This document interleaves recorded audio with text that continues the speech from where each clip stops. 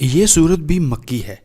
اس کا بنیادی موضوع حضرت صلی اللہ علیہ وآلہ وسلم کی رسالت اور آخرت کو ثابت کرنا ہے۔ اس کے ساتھ توحید کے دلائل بھی بیان ہوئے ہیں اور متعدد انبیاء کرام علیہ السلام کے واقعات بھی تفصیل کے ساتھ بیان ہوئے ہیں۔ خاص طور پر حضرت موسیٰ علیہ السلام کے کوہ طور پر تشریف لے جانے کا واقعہ سب سے زیادہ مفصل طریقے پر اسی صورت میں آیا ہے۔